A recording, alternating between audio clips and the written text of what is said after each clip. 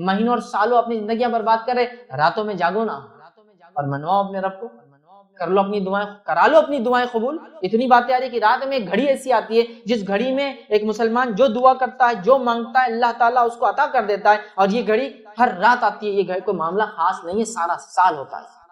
تو کہاں ڈھونڈ رہے ہیں؟ کدھر پریشان ہیں؟ کس سے مانگ رہے ہیں؟ ادھر ہے راستہ، یہ ہے راستہ کہ راتوں میں تہجد کا اہتمام، پھر دعائیں، اور راتوں میں نماز کا اہتمام، پھر دعائیں، اور سجدوں میں دعائیں، اور استغفار، اور کثرت سے دعائیں، اور اللہ کی تسبیحات اور تلاوت قرآن نماز کی شکل میں یا بغیر نماز کے پڑھنے کی شکل، قرأت کی شکل، سمجھ رہے ہیں؟ تو بہرحال ہم کو یہ تمام چیزیں کرنا ہے۔ تو رات میں اگر انسان جاگتا ہے اور تہجد کا اہتمام کرتا ہے تو دلوں کو زندگی ملتی ہے، دلوں کو زندگی ملتی ہے۔ وہ ارادے یا وہ عزم جو پست ہو چکے ہیں ان میں ایک نئی زندگی آتی ہے۔ آپ نے سب کچھ کر لیا دنیاوی اعتبار سے، آپ تھک گئے ہیں، اب رات میں اٹھ کے عبادت کریے، اپنے رب کو راضی کیجیے۔ دیکھیے وہ جو عزم تھے اللہ پورے کر دیتے، وہ جو ارادے تھے اللہ پورے کر دیتے۔ آپ دنیاوی اعتبار سے تھک چکے ہیں، اب اس میں ایک نئی جان اللہ تعالیٰ ڈال۔ تو راتوں میں اٹھنے سے زندگی ملتی ہے انسان، وہ عزم جو ختم ہو چکے، پستہ ہو چکے، اس میں نئی توانائی اور نئی جوش اور جان آتی ہے۔ اسی طرح ہم دیکھتے ہیں اللہ تعالیٰ کا قرب حاصل، ٹھیک۔ اسی طرح ہم دیکھتے ہیں گناہوں سے رات میں اٹھنا انسان کو روکتا ہے، معلوم۔ اسی طرح ہم دیکھتے ہیں یہ گناہوں کا کفارہ بھی بنتا ہے۔ راتوں میں اٹھنا ہمارے گناہ، اس لیے کہ اللہ تعالیٰ مشقت کو دیکھتا ہے نا۔ اب آپ کہیں گے کیا میں تہجد بغیر رات میں سوئے کے پڑھ سکتا ہوں؟ ہاں پڑھ سکتے ہیں، مسئلہ نہیں، لیکن سو کر اٹھ کے آخری حصے میں اٹھ کر پڑھنا چونکہ اس میں بڑی مشقت ہے، اس کا اجر زیادہ ہے۔ ورنہ تہجد تو عشاء کی بعد بھی پڑھ سکتے ہیں، سونا ضروری ہے، لیکن اجر کے اعتبار سے سو کر نفس کو کاٹ کر پھر اٹھنا اور پھر نماز پڑھنا یہ بڑی بات ہے، سمجھ رہے آپ؟ تو اس کا اجر زیادہ ہے۔ نبی اکرم صلی اللہ علیہ وسلم سب کر سکتے ہیں ہم اور سب کی قبول بھی ہوتی ہے، تو دعا ہے۔ اسی طرح دعا نازل شدہ اور غیر نازل شدہ تمام آفت اور بلاؤں کا حل ہے۔ آپ صلی اللہ علیہ وسلم فرماتے ہیں، یہ جامع ترمذی کی روایت آپ نے فرمایا اور کہا جو ہے دعا نازل شدہ آفات اور جو ابھی نازل نہیں ہوئی سب کے لیے نفع بخش ہے، لہٰذا اے اللہ کے بندو دعا ضرور کرو۔ مطلب جو بلائیں تم پر نہیں آئی اور جو بلائیں آئی ہوئی ہیں دونوں کو ٹالنے کا حل راستہ کیا ہے؟ دعا کرو۔ یہ نہیں کہا کہ اے امت مسلمہ کے ولیوں تم دعا کرو، سب سے کہا نا۔ اگر خاص ہوتی دعا کہ اللہ گناہ گار کی نہیں سنتا تو کہتے نا کہ اے امت مسلمہ کے نیک لوگوں تم دعا کرو، اس لیے کہ جو بلا اتری ہے اور جو اترنے والی ہے وہ اسے ٹل جاتی ہے۔ نہیں کہا نا، تم سب دعا کرو، ٹھیک ہے، ہم سب سے کہا۔ اسی طرح دعا کرنے والے کو اللہ کبھی محروم نہیں رکھتے۔ دعا کے لیے ہاتھ اٹھانا یہ مسنون ہے، سنت طریقہ یاد رکھیے۔ آپ ہاتھ اٹھانا چاہیے دعا کے لیے، لیکن ہاتھ بہت لمبے نہیں پھیلانا، سوائے اس کے کہ آپ صلی اللہ علیہ وسلم عموماً جب ہاتھ اٹھاتے تو ہاتھ نزدیک ہوتے، ملے ہوئے ہوتے، حدیث میں آتا ہے ہاتھ ملے ہوئے ہوتے، ٹھیک ہے۔ اور جب آپ بہت شدت ہوتی تو ہاتھ کو دور نہیں کرتے، وہاں پر شدت کی دعا تو ہاتھ کھولتے جاتا ہو۔ جتنی شدت ہوتی دعا ہوتی کہ بدر میں آپ نے ہاتھ اتنے اوپر کیے تھے کہ آپ کے بغل نظر آ رہے تھے، اور بارش نماز استسقاء میں آپ اتنے اوپر ہاتھ کرتے اور الٹے کرتے کہ آپ کا بغل نظر آتا۔ تو دعا کی شدت جتنی زیادہ ہوں گی آپ ہاتھ اتنے اوپر اٹھائیں گے اللہ کی طرف، اوپر کی طرف۔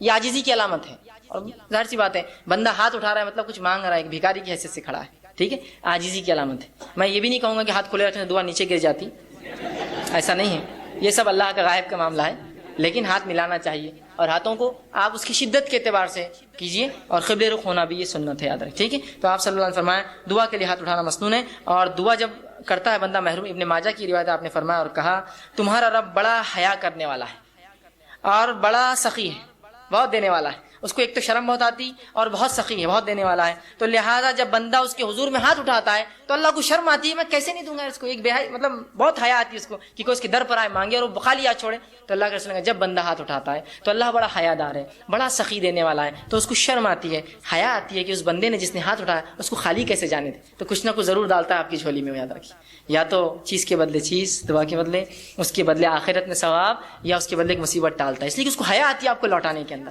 ٹھیک ہے۔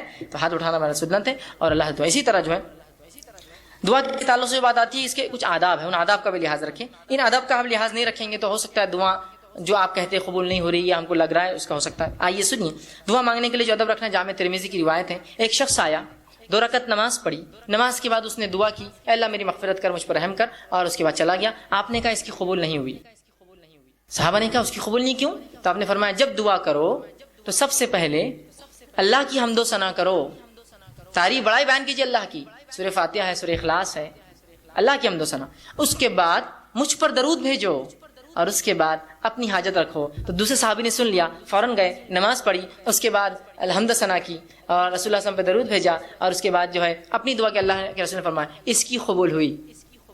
یہ ادب ہے دعا کا, یاد رکھیے. ان کو ضروری نہیں کہ آپ جلدی میں ہو, مصیبت میں تو آپ سیدھے پکارے اللہ کو, لیکن جب آپ اطمینان سے دعا کر رہے ہیں تو ضرور اس ادب کا لحاظ رکھیے کہ پہلے اللہ کی حمد و ثنا, نبی اکرم صلی اللہ علیہ وسلم پر درود, اپنی حاجت اس کے بعد رکھیے, اور اس کے اندر بالخصوص اپنی مغفرت کے ساتھ شروع کیجیے. اللہ میری مغفرت, اس کے بعد میرے فلاں فلاں. ٹھیک. اسی طرح دعا جامع ہو, کم الفاظ والی ہو, اور 2 ٹوک ہو, ڈائریکٹ ٹو پوائنٹ ہو. جامع سمجھتے آپ, کم الفاظ والی. آپ صلی اللہ علیہ وسلم لمبے لمبے الفاظ پسند نہیں کی دعا میں, خوب لمبے لمبے اشعار پڑھ رہے, یہ پڑھنا ہے. جامع ہو. جیسا کہ ایک شخص جو ہے وہ دعا کر رہے تھے اور کہتے اللہ مجھے جنت دے, جنت کے سیدھے ہاتھ پہ اتنے درخت دے, جنت کے الٹے ہاتھ پہ اتنے درخت دے, جنت کے کھیت. تو ان کے والد نے کہا آپ صلی اللہ علیہ وسلم نے ہمیں منع کیا تھا ایسی دعاؤں کے تعلق سے, ایسی تفصیلی. جامع دعا کرو جنت دے. اب جنت میں سب کچھ مل جائے گا نا, یہ خواہ مخواہ کیوں کر رہے تم اتنے جھاڑ ادھر اتنے جھاڑ ادھر, یہ اللہ خود دے دیں گے یہ سب. اور جہنم سے پناہ مانگنا ہے تو صرف یہ دعا کرو اللہ جہنم سے پناہ دے. اتنی تفصیلات کیوں کی جہنم کی, یہ پناہ دے اور وہاں سے پناہ دے, صرف آپ کر لیجیے خالی. سمجھ رہے ہیں بات کو؟ تو جامع ہو, لمبے لمبے الفاظ, تفصیلی نہ ہو, جامع ہو. اے اللہ جنت دے, جنت کی نعمتیں خود مل جائیں گی نا ساتھ میں. اس کو کیا آپ کو ضرورت بولنے کی اتنے جھاڑ, اتنی حوریں, اتنے فلاں, اتنے گھر, اتنے پیسے, ضرورت ہی نہیں ہے نا. جنت مل گئی, سب کچھ آ گیا, جہنم سے بچ گئے, سب کچھ ہو گیا. اتنا کیوں کہ اللہ جہنم کے وہ حصے سے نجات دے اور وہ حصے سے نجات دے اور وہ حصے سے, حالیہ بول دیجیے بس. بات سمجھ رہے ہیں آپ؟ ٹھیک ہے. تو جامع ہو اور 2 ٹوک ہو. 2 ٹوک. یہ دعا کوئی نہ کرے اللہ تو بہتر سمجھے تو دے, یہ دعا درست نہیں. کیوں؟ اللہ پہ کوئی اتھارٹی ہے کہ جو بہتر سمجھے گا اور نہیں سمجھے گا؟ اس کے پاس تو پوری ملکیت ہے, وہ تو دے ہی سکتا ہے. آپ مانگیے کیا مانگنا ہے آپ کو, بولیے اپنے ڈور اللہ یہ چیز مجھے خیر ہے تو دے دے, ختم.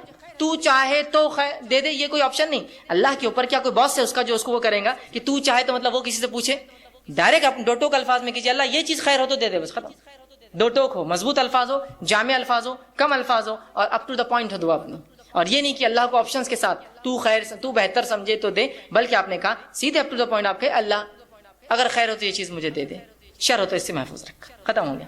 2 ٹوک الفاظ میں کہے, یہ نہ کہے, صحیح بخاری کی روایت یہ نہ کہے کہ جو اللہ تو چاہے تو, بلکہ اللہ کے اوپر کوئی بڑا نہیں, اس کا حاکم نہیں ہے کوئی, وہ خود سنتا ہے, لہٰذا 2 ٹوک الفاظ میں دعا کرو. اسی طرح دعا مانگتے ہوئے دعا کی قبولیت کا آپ کو یقین رکھنا ہوگا دل میں. جب آپ شک سے دعا کریں گے نا, ہوتی نہیں ہوتی چلو کر لیں گے, لیکن آپ دعا نہیں ہوتی قبول آپ کی, اب نہیں ہوتی, چونکہ آپ ایسی بارگاہ میں جا رہے ہیں جو اتنا غنی ہے, جو کسی کو لوٹاتا نہیں ہے, اور وہاں جاتے وقت فقیر یہ سوچے کہ ملے گا نہیں ملے گا, چلو مانگ لیتے ہیں, پھر نہیں ملتا.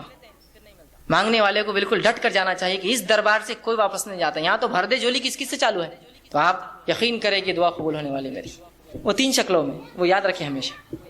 اور پھر 2 ٹوک الفاظ میں کیجیے, یقین کے ساتھ کیجیے اللہ قبول کریں گا. اور دعا پوری توجہ اور یکسوئی سے کیجیے. دعا میں خشوع ہو, جیسا نماز, روزہ, زکوٰۃ, حج, ذکر و اذکار, تلاوت قرآن میں خشوع, تو اسی طرح خشوع ہو. یہ نہیں کہ آپ بہت سے لوگ دعا کرتے ہیں ہاتھ چالو ہے, بس کچھ تو بھی چل رہا ہے, بس مطلب کوئی ان کو دعا میں خشوع نہیں, بس اور یہاں آمین چل رہا ہے معاملہ. خشوع کے ساتھ, عاجزی, انکساری کے ساتھ, یکسوئی کے ساتھ. یہ جامع ترمذی کی روایت آپ نے فرمایا اللہ تعالیٰ سے قبولیت کے مکمل یقین کے ساتھ دعا کرو, اور یاد رکھو اللہ تعالیٰ غافل اور بے دھیان دل کی دعا نہیں سنتا اور قبول نہیں کرتا. غافل بے دھیان دل بس کر رہے اللہ بس میرے والدین کو فلاں کر دے, نہیں غافل ہے, آپ ادھر دیکھ رہے ادھر دیکھ رہے, یہ کام کیسا چل رہا, وہ کیسا ہو رہا, مسجد میں کیا کیا ہو رہا, گھر میں کیا کیا ہو رہا ہے نا, تو پھر دعا قبول نہیں ہوتی, یاد رکھیے. اسی طرح دعا کے ادب میں یہ ادب بھی ہے, دعا مانگنے سے قبل اپنے گناہوں کا اعتراف کیجیے اللہ کے سامنے. یہ حاکم کی روایت ہے, آپ صلی اللہ علیہ وسلم فرمایا جب بھی تم اللہ سے دعا مانگو تو اپنے گناہوں کا پہلے اقرار کرو, اللہ میں گناہ گار ہوں, میں خطا کار ہوں, مجھ سے گناہ اور خطا ہوئے, لیکن تو میرا رب ہے, اس گناہ اور خطاؤں کے بعد بھی مجھے یقین ہے تو میری دعا سنے. تو اپنی گناہوں کا اعتراف کیجیے اور پھر اپنی حاجت مسائل اس کے سامنے رکھیں. ٹھیک ہے, تو گناہوں کا اعتراف یہ ضروری ہے. ٹھیک. اسی طرح خاص دعاؤں کے لیے آپ 3 بار بھی دہرا سکتے ہیں. خاص دعاؤں کے لیے اسپیشل جو آپ کی دعائیں ہوں کچھ, تو آپ 3 بار دہرائیے, اس کی سنت ہے, یہ اس کا ادب بھی ہے. آپ صلی اللہ علیہ وسلم کے ابن ماجہ کی روایت ہے, آپ نے جنت طلب کی اور جہنم سے پناہ مانگا, 3 بار کہا اللہم صلی الجنہ ونعوذ بک من النار, 3 بار کہا.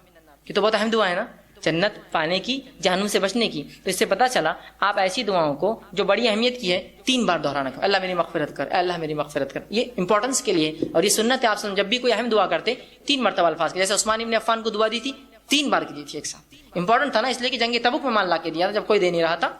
ٹھیک ہے, 3 بار. اسی طرح یہ ابن ماجہ کی روایت. اسی طرح جو ہے جامع ترمذی کی روایت آپ نے فرمایا کہا کسی دوسرے کے لیے دعا مانگنے والے کو پہلے اپنے لیے دعا کرنی چاہیے, پھر دوسرے کے لیے مانگنا چاہیے. اگر کوئی آپ سے کہا بھائی میرے لیے دعا کیجیے, تو آپ صلی اللہ علیہ وسلم فرمایا پہلے اپنے لیے مانگ اور پھر اس کے لیے وہ چیز مانگ. اس لیے کہ پہلا محتاج تو وہی ہے جو